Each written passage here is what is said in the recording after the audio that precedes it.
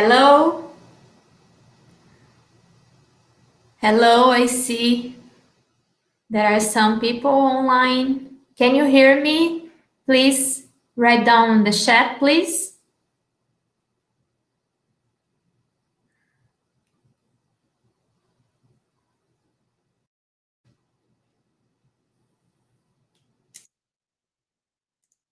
Yes. So, on time, let's start our webinar for today. Welcome to our STAUFEN International Webinar, Digitalization, How Do I Get There? Promoted by STAUFEN.Brasil and STAUFEN Americas in cooperation with STAUFEN Digital Neonex. We are very excited to have here today gathered more than 21 countries connected. Thank you very much for joining us. My name is Luciana Barros. I'm Marketing Manager in Brazil. First of all, I would like to invite you all to follow us on YouTube. Just click the follow button below and you'll be notified every time we upload a new content. I also invite you to follow STAUFEN Americas and Neonex profiles. The links can be found in the chat box. This webinar is divided in two parts. On the first part, our specialist will present the digitalization path. On the second part, you will have the opportunity to interact and exchange knowledge, writing your questions or comments in the chat box. Don't forget to send us to include your name, your company, and your country.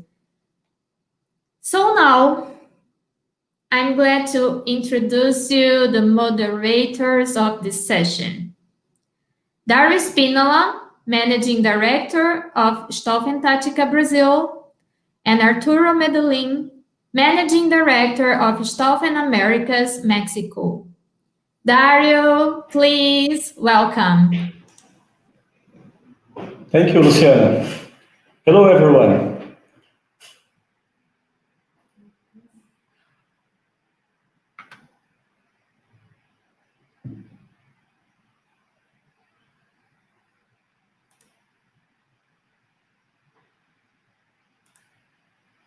Hello, everyone. I'm Dario Spinola. It's an honor to be here and to briefly present STAUFEN for those who don't know us yet. STAUFEN is a global lean transformation company. During the past 25 years, we've been leading lean and digital transformations in hundreds of companies, from industry to service, in many different countries. We're all part of the same family, STAUFEN Group. STAUFEN is a German-based consultants company, whereas STAUFEN brings its knowledge and expertise in lean transformation, leadership excellence, supply chain excellence, among other topics. And STAUFEN Digital Neonex brings the utmost approach and solutions for digital strategy, digital portfolio, smart factory, and data science. Our main goal is to make companies more competitive by increasing their efficiency and effectiveness. We strongly believe that it can be achieved only by perfect integration of people, process, and technology. Together with me is Arturo. Hi, Arturo. Welcome. Hello, Dario. Hello, everyone. Welcome to this webinar. Starting in 2019, we started making here in Mexico, working in a company, a market leader in appliances, in a project that involved a lean transformation together with a digital transformation and a leadership transformation. This project has been fascinating since day one, and it has given me the opportunity to work with the two gentlemen that I'm sharing the stage with Dario, and also with our guest star today. I can tell you in this project, I have seen Simon in action, and really it has been a great pleasure to see how he combines his knowledge and his expertise in digital transformations and put that together with a lean transformation as we have been doing. So it is my honor to present you not only my friend, but also my colleague, Mr. Simon Klink. Simon, welcome.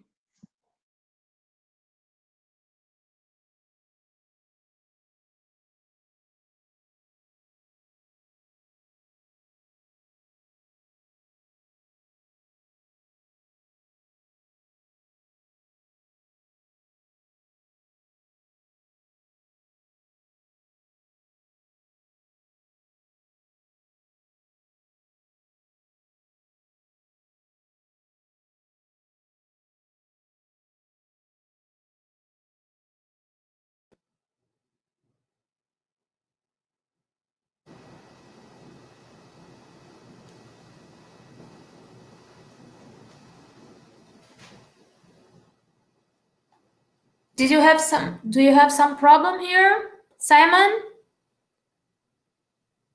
Yes. Now you have you on the screen. Okay? Okay. Simon? Okay, Yes. let's start. So you Welcome. can, Much. well, welcome everybody from. Let's start with our introduction about Smart Factory and everything on the journey of digitalization. First of all, for us it is important always to keep in mind when we are talking about digital transformation, we are talking about digitalizing analogous processes and content and context into a digital way of working. This typically involves people, processes, and technologies for different types of reasons. Could be individualism, could be efficiency, could be also flexibility. It depends mainly on your business model, on your customer portfolio, and on your customer demand in terms of performance and market positioning. When we talk about digitalization, we are talking actually about a very broad field. We think of vision and strategy from even developing business models, types of revenues, for example, that the company will have in the future. We are talking about products and sales with a smart offering additional to your product itself. We are talking about service for anything that happens after the product has been sold, because today often the connection between a company and the customer ends in the point where the product leaves the factory. And the next connection is when the customer has a problem. To get more track of this, smart service is the main component and main level to come closer to a customer to understand better what they need and what they want. But coming to the main focus of today, supply chain and operations. This is the most common part when we talk about digitalization, when people relate things to the factory, to automation, to business processes, to different kind of smart solutions, be it in apps or be it in any kind of IT system on the shop floor. Here we put our focus of today's session, and I would like to share a little bit more with you, what this actually means. When we think of supply chain and operations and digitalization, we always have to consider a holistic approach. This doesn't mean to digitalize everything, but this means to consider a business process from end to end. For example, a small part, a completed part like a maintenance process or like a production planning process, but for all steps starting from demand income until the product has been distributed, even considering pre-stages like forecasting and others. So here with digitalization, we consider the whole value stream of an organization from supplier to customer and the connection of the value creation in the value stream with all the indirect areas. For example, supplier management, especially in engineering and order execution, order planning, people management, and the construction of the order itself. Basically, what we see in today's business is that in operations, often people have taken a first steps, let's say like this, and have already started to work, started to improve, started several projects and have been successful. Here, the lean approach will take you further in increasing the efficiency, but in smart, besides increasing efficiency in this value stream, we also consider the linkage between direct and indirect areas. Everything that supports your value creation in your value stream, be it maintenance, be it any kind of information distribution, be it any kind of escalation, or the execution of IT business processes within your factory. Digitalization itself, many of you might know this old-fashioned Industry 1.0, 2, 3, 4.0 model. Basically, when we talk about digitalization, we have to consider 5 different levels. Number 1 is creating transparency. This is just receiving information, collecting information from an object, from a process of any entity of your value stream, be it people, machines, or even products. The second level would be monitoring. This is taking this information and evaluate the information against a target or against, let's say, good parameter space. So this is the first time we bring into context the way how the process behaves now in the moment and the information how it should perform or how it should behave. The third part, the third level is already control. With control, we talk about intelligent system behavior. This means we automate taking actions based on the evaluation of level 2. So for example, if we have anything that happens out of the target parameter space or out of the, let's say, the parameter space for the good behavior, the system can take specific action depending on the deviation. For example, different actions in the end on an escalation system in case we receive, let's say, a machine event or an error code. So the system can take the right action. For example, if the machine is broken or if just the material is empty and we need replenishment.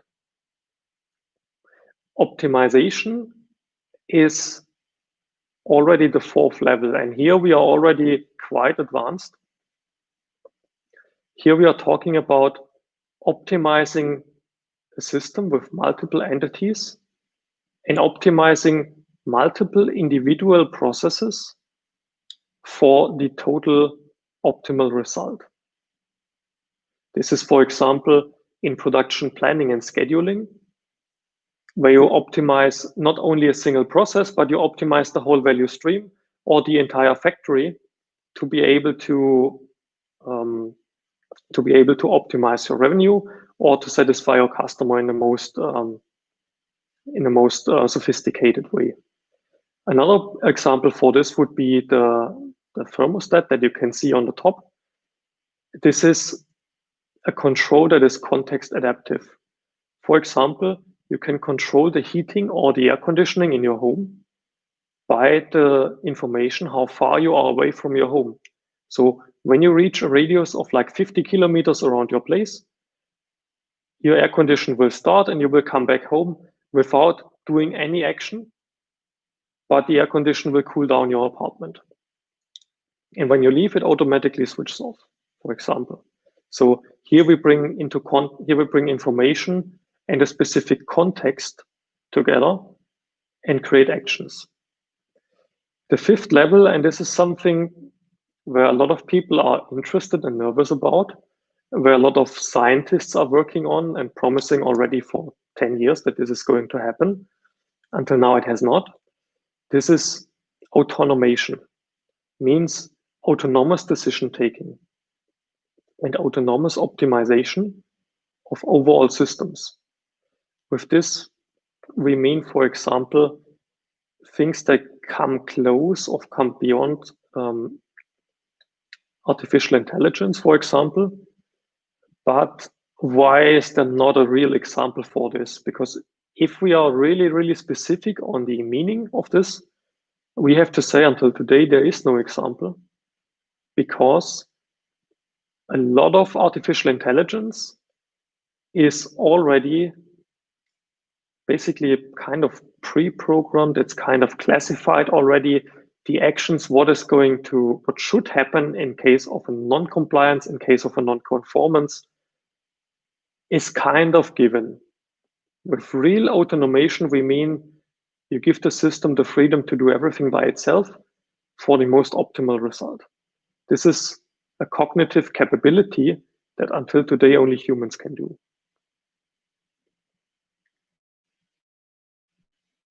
So now the question, why are we actually doing this? What is the reason behind?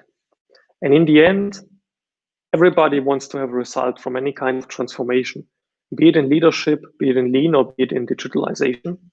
We talk about doing more with less resources, less energy, less people, less waste of material, and less waste of time. In this way, we would like to satisfy our customers in the most suitable way. We would like to connect and collaborate. And we would like to enable flexibility and customization in the way and in the cost of a mass production. For doing this, the key is in the end integrated business processes where people, technology, IT, and information are linked in the best possible way. This is enabled by a couple of technology stacks, for example, identification, cloud computing, deep learning, all this stuff. And it is related and based on lean processes and excellence in leadership. Because in the end, with all the information, you have to do something. And you always have to take care how much flexibility do you want to have in your system and in your organization, and how much actions do you want to automate. To do this, there is, and this is then most of the theoretical info for today, there is some base technology and some base principles are involved to realize this. First of all, we need connectivity. And as much as people are joking about connectivity and that everything is so simple today, in the real world, connectivity is still a problem. And it's one of the big challenges in industrial environments because systems must be connected in a reliable way. Not just like your smartphone that you can restart multiple times a day. In a factory environment, this means you shut off the factory, the entire factory. So here we talk about a different type of robustness and a different type of connectivity where information is transmitted in a reliable way. The second part is identification. In an environment where products are identified and actions are happening on context automatically, for example, during automatic assembly processes or during machine processes, or also during information collection and evaluation later, you need identification down to every single product. Because then you can relate your process performance compared to each product type or each product category. And you can also later on, as a base for smart service operations, figure out all the information when the part was built, when it was shipped, and the whole history. So we are talking about digitalization of the whole life cycle. The level of detail always depends on your requirements. In medical and automotive, this is rather high. In machine engineering, this is rather in a pragmatic way. Here we have always to be careful about cost versus benefit. So it's about finding the right level. Third is mapping of the physical world with the real world, with the digital world. This is localization. This is about control of systems This is about a behavior because you take the information from an object in your factory, for example, and you relate it to certain master data or to certain process specification. And then the process can decide what to do depending on this context information. This is especially important, for example, in AGVs, autonomous guided vehicles on the shop floor. So they need to know exactly where they are on the factory map, on a virtual map of your factory. They need to know exactly what they are carrying from where to where. It also, of course, means identifying a work in process, your tools, your equipment, every resource that you have in your value stream itself. And the last part is about assistant systems to humans. This is in technology, like, for example, human-robot collaboration, but this is also in business processes. For example, supporting a production planning process or supporting a procurement process.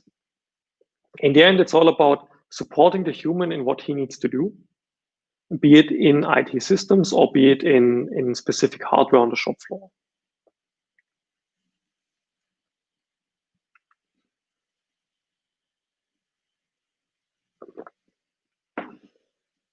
When we were talking about connectivity, I added an extra slide for this because it is such an important topic and is so relevant for many people. Here you have to be especially careful because it also involves a large amount of cost if you do it in the wrong way. Basically, there are 5 levels of connectivity. The first level is you have your machine, your equipment, your resource, and you have a control like an MES or like just a data acquisition system or an ERP, and you have no connection at all. Level 1 is you have already a connection where you can acquire information like, is it on, is it off, the cycle time, and maybe some material counts.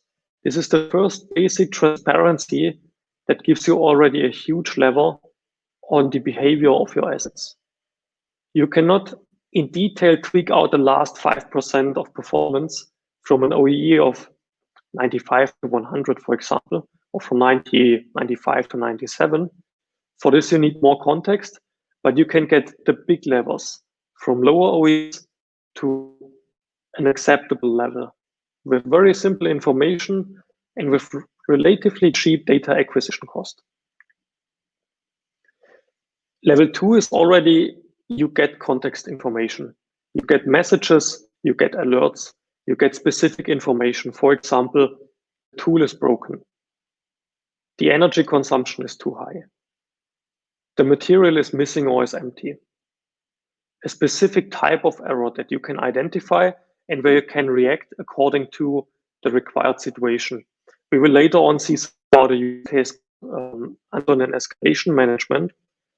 And here it is especially important that you have the right context so that you can trigger the right action to the right people and speed up the problem solving process. Level 3 is acquiring on top process data. This means real parameters, real measurements, real behavior, for example, of machine spindles, of measurements, of performance, of energy consumption. This is mostly in process industry or in very specific discrete processes, because here it already starts to get quite expensive. We are talking about huge amounts of data that need to be transmitted. We are talking about huge amounts of data that need to be processed later on in your systems. And this is already a high performance application. Level 4 is going from just receiving information to also sending information to your resources.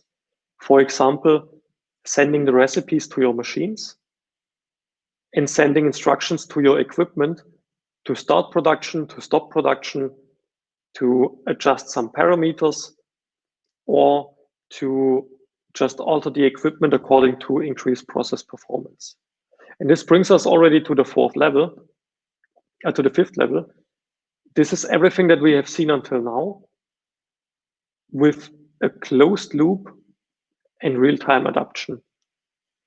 Sometimes we can see this already in automated processes when machines have an integrated SPC service, where, for example, the use and the wear and tear of tools is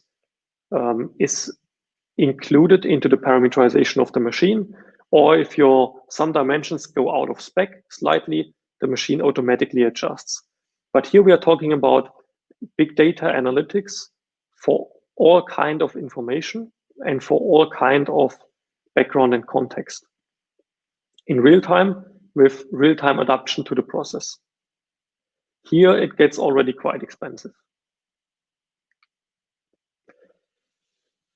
What we have to consider as well is not only considering the information that we can get from machines, we also have to consider the most important resource in operations, the human.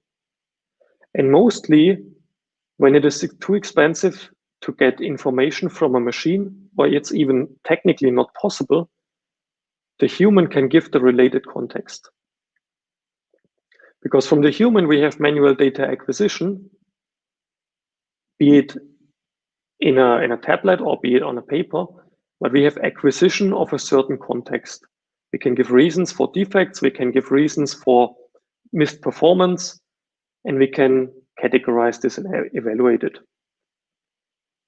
In another part, we have information that is coming from machines and people, where people bring the machine events into a context.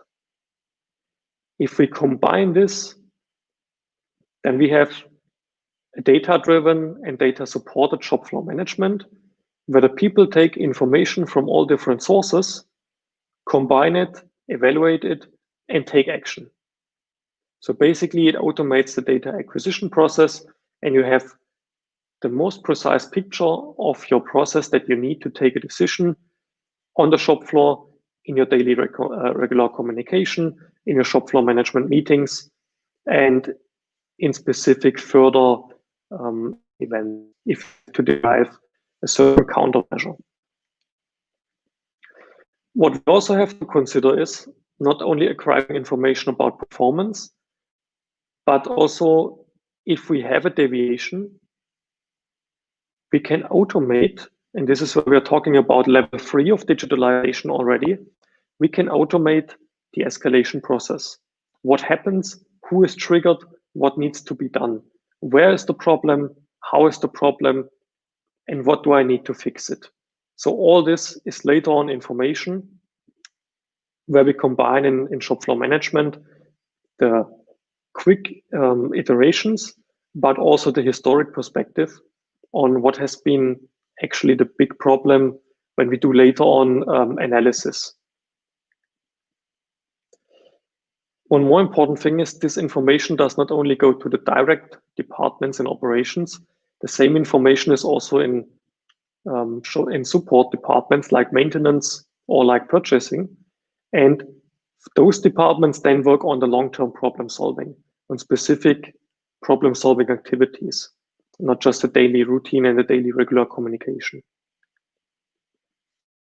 Combine this with, for example, ERP, with additional people information, with additional specification of process.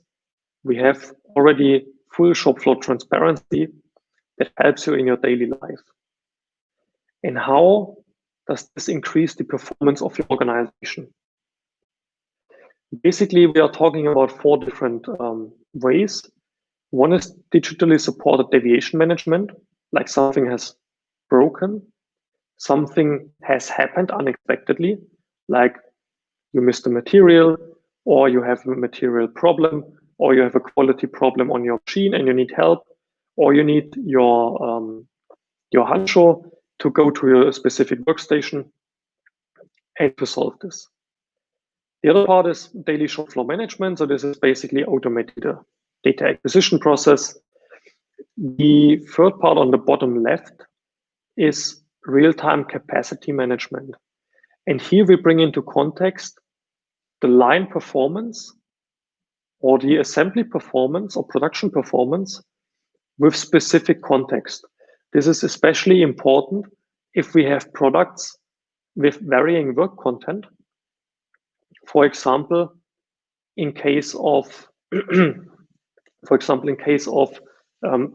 big products and small products, as well as performance improvement on the whole, let's say, management process, on the whole value stream network.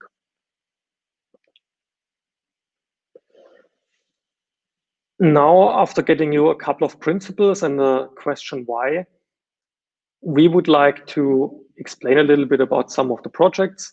Here you can see a video from one of our projects in China, the one I mentioned before. We will later on go a little bit into the details, and you can also see the whole video on the Nextcon platform and also on our website. I would like to talk about two bigger projects, or really big projects, and one specific use case where we talk about utilization of data analytics. So the first project, you have seen it already in the video, is a company that had the target to create the most modern and sophisticated textile factory in the world. This was a cooperation with our colleagues in China, and this company has decided to do a greenfield planning together with us and with Staufen Shanghai, bring together the content of 3 factories and implement it in a really, really remote place. The product itself is produced in batch size 1. This means every configuration of the product is customer specific. It has millions of different configurations. And one of the big topics in this project was the place is remote. You had big challenges to find the talent in this place. You had challenges to find problem solving, and you had challenges to solve problems quickly, because going there from Shanghai, for example, means like a 5-hour flight. Going there from Europe means a day trip. So connecting people, analyzing the performance, and enabling people for collaboration was one of the really big factors here. So one of them was a support solution where people could call remotely the colleagues on an augmented reality system, call them, go around with the tablet, film everything in real time, get information about the machine, about the process, and they were able to be connected always to the right process expert or machine expert in Germany or in China in a different factory, and could get support for solving the problem. Another point was an automated milk run that we have seen in the video before. Basically, for the main material deliveries, the whole transportation process has been automated. Another important point was unknown and escalation management, giving transparency in the factory, but also giving and triggering the actions behind. So we all know that often we have the information, people know something is going wrong or there's a problem, but giving it the right escalation and the right trigger to the right department that something happens quickly is challenging.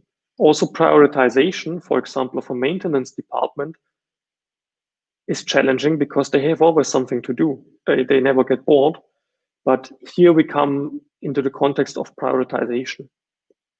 Another important part for them as well was monitoring the supply chain, because they had some deliveries coming from Europe, some deliveries coming from other plants in China, and the supply chain process was rather difficult because of the long distance.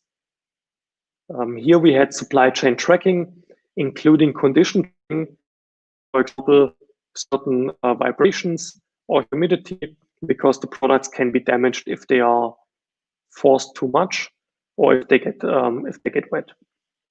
It would be a big disaster because the supply chain is very long to do this, because it was semi-knocked down business for the components.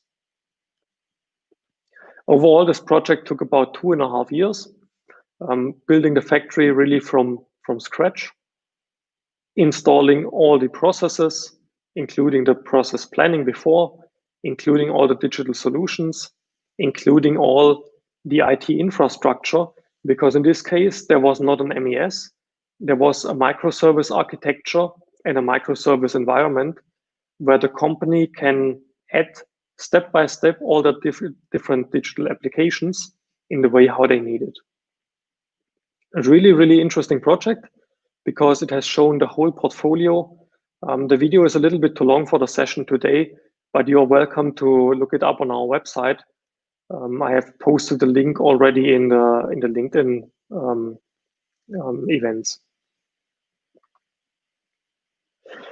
Another project, a really interesting one, is going on since April 2018.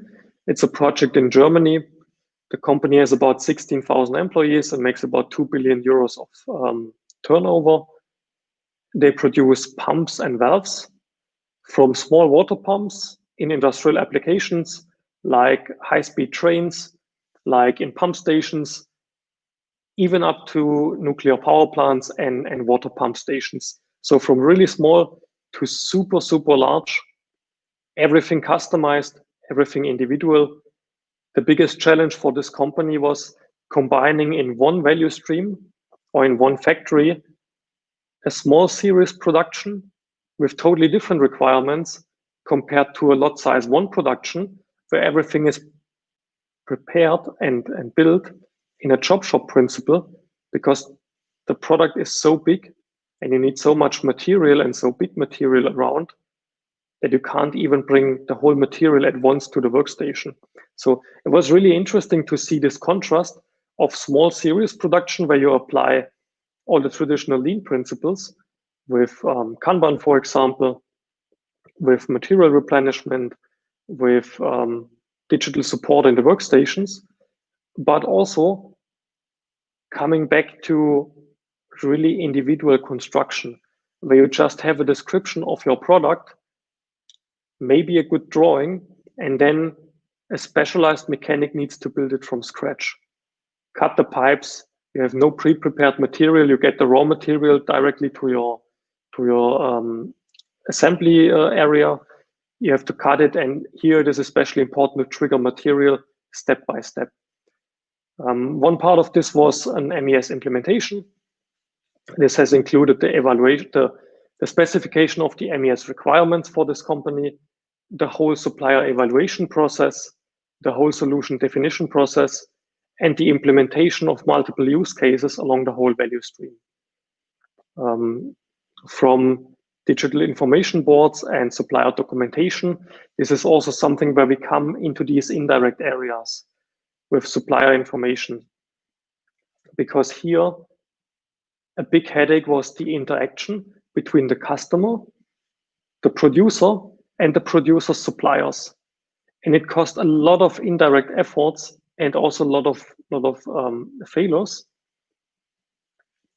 to have misunderstandings, to have missing information, to have not the latest information available to the people in planning, in execution, in order construction, in purchasing. So here the whole business processes was sent out to all participants, and they were created together, united with the same information basis.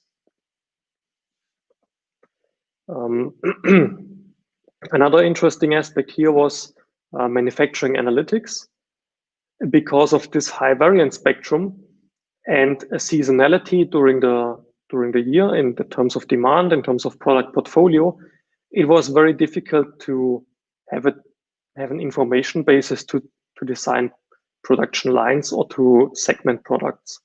So here, with analytics, we could use the whole transaction information of the ERP system and of the MES and evaluate in detail. Really interesting application, and this is also where not the advanced stuff in analytics, but let's say just transaction information gives you already a big help in your process. A last example. When we were talking about analytics, we are not always talking about the advanced analytics stuff. Artificial intelligence and all these things that come into people's mind very sophisticated stuff related to very high data acquisition, cleansing, and processing cost, and very difficult to control. We as well, but this is not always the smartest way.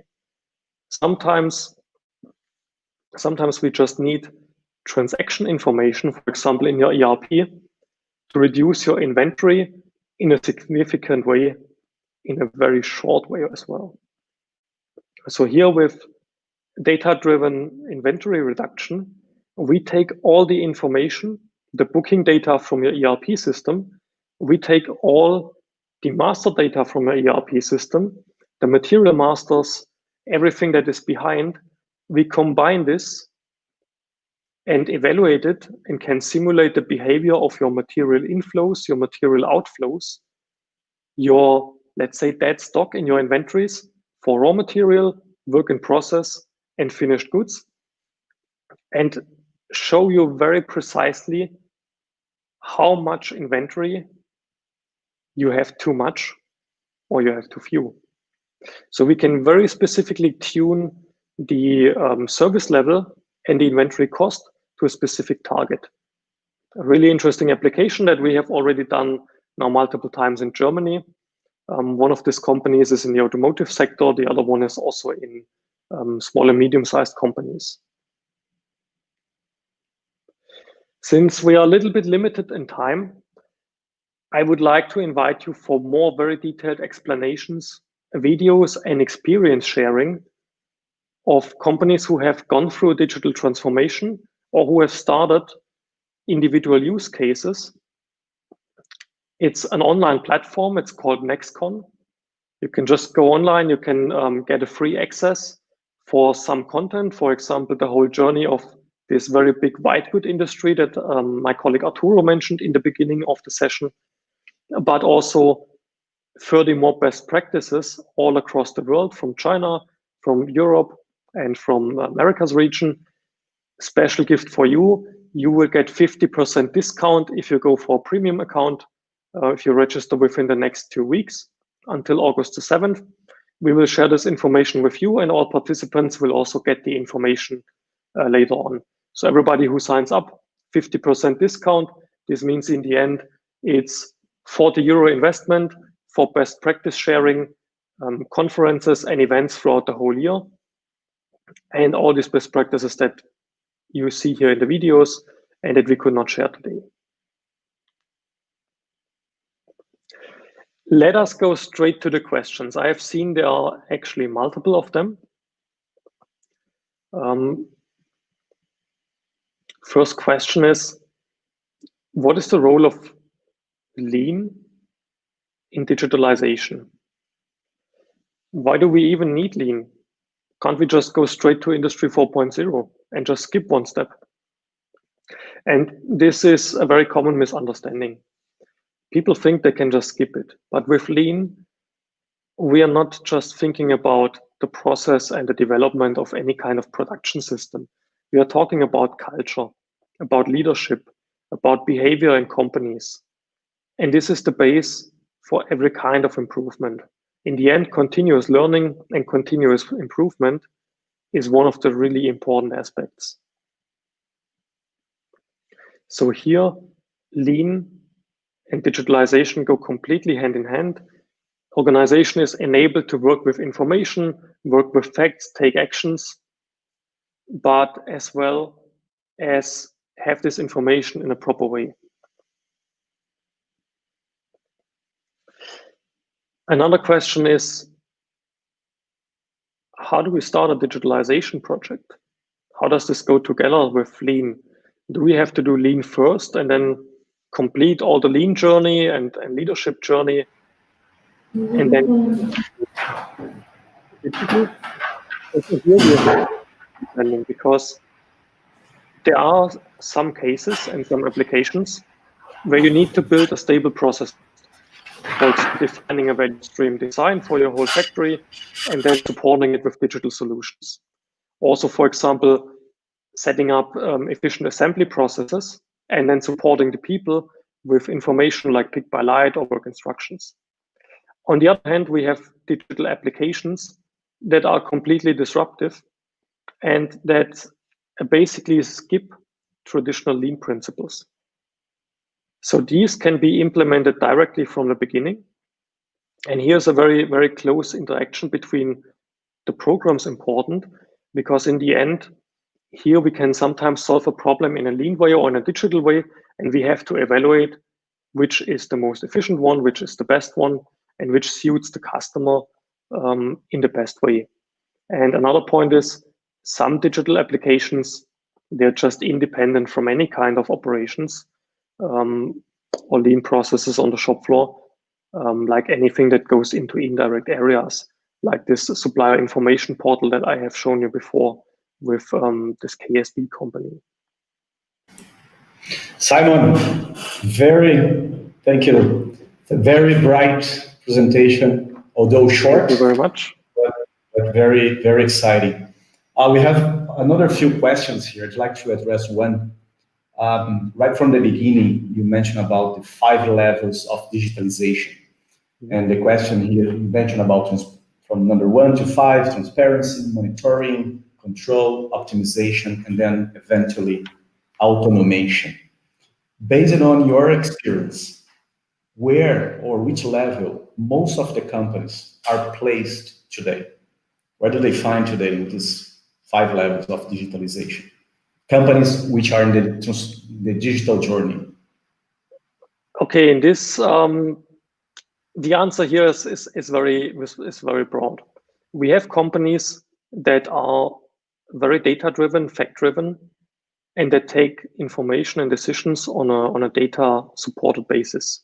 This is typically in several automotive companies, not as a total, but in certain processes with them, but especially in retail and consumer goods, e-commerce, for example.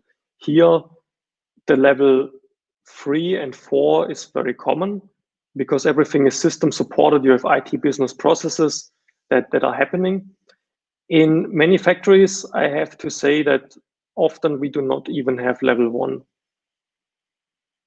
Sometimes you have a little bit of level 1, sometimes you have a little bit of level 2 in certain places of the factory, but a real comprehensive view is very seldom. This is, I guess, how about you? How do you see this with shop floor management? Because in the end, level 1 transparency is also the basis for shop floor management. And I have in mind that in some projects, it's a hard time to create this with the people.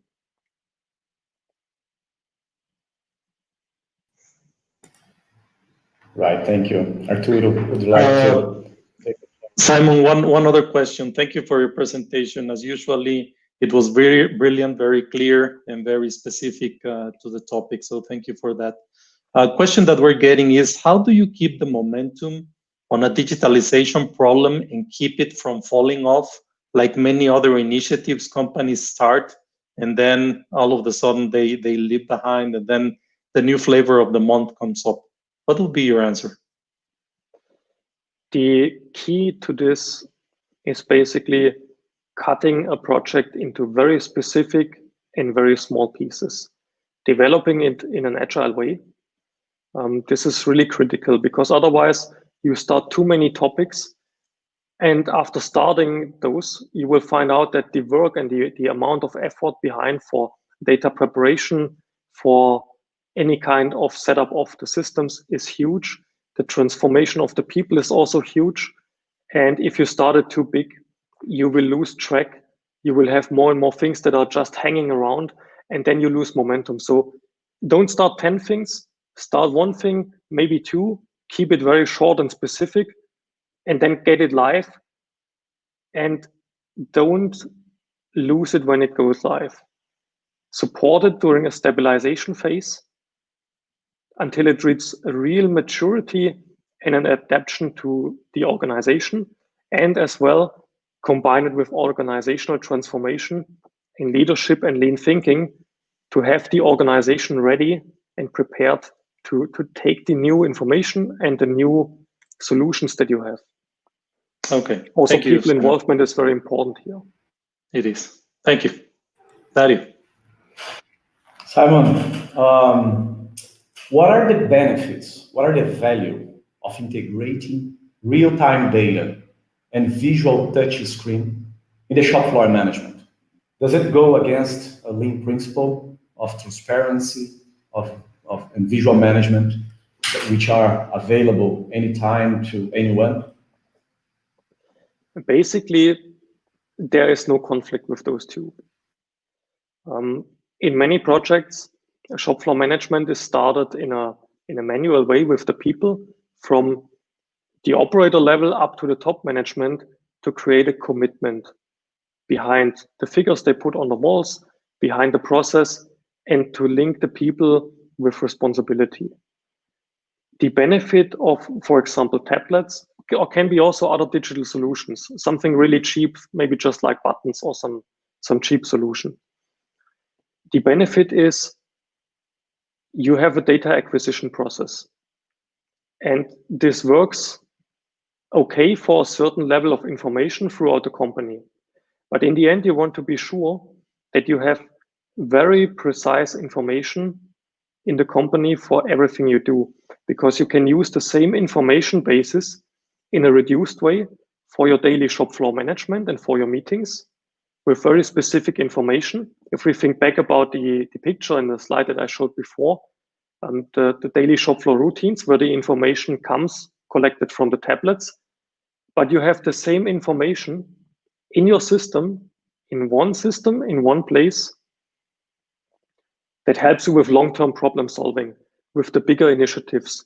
If you do the top-down approach and you take a look at your process and the behavior of the last 3 months or last 6 months, what was your top priority? What was your top challenge? Where did you lose the most money? And here, the digitalization gives you the whole history of information, and it also gives you the whole information basis to later on drill down, explore, compare, and filter in the right way. That's why this is so beneficial to continuous improvement of an organization. Thank you. I agree with you. I think as long as we keep the system working, the people connected, and the data available, transparency on the problems, no matter if you are in a whiteboard or in a visual touch screen board, that's what is important, is to promote this interaction. Thank you. Simon, we have another question from Luis Guilherme. I hope I pronounced that right.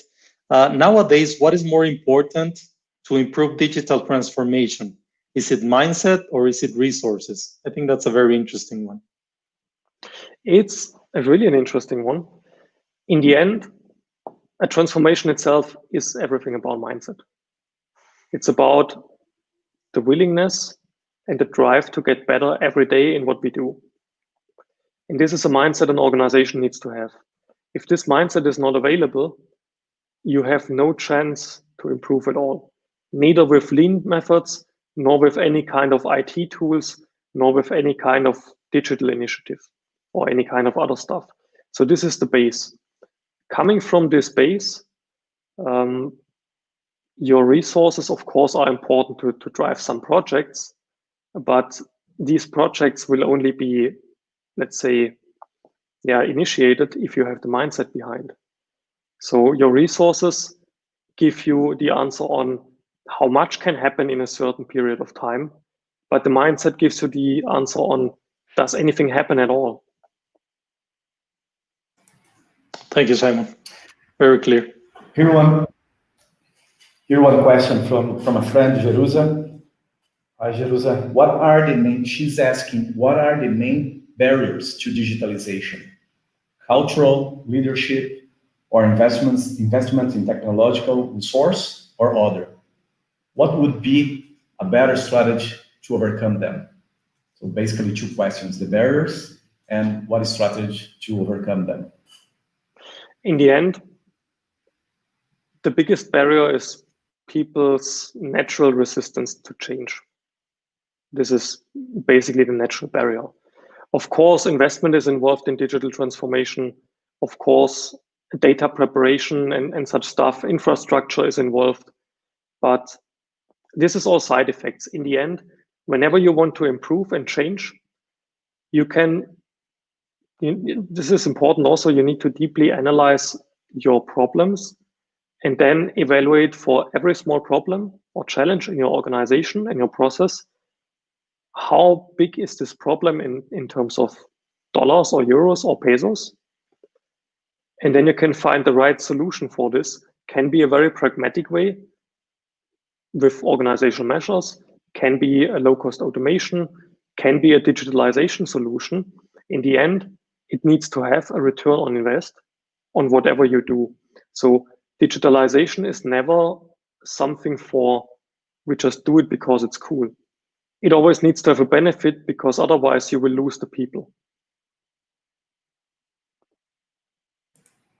Excellent.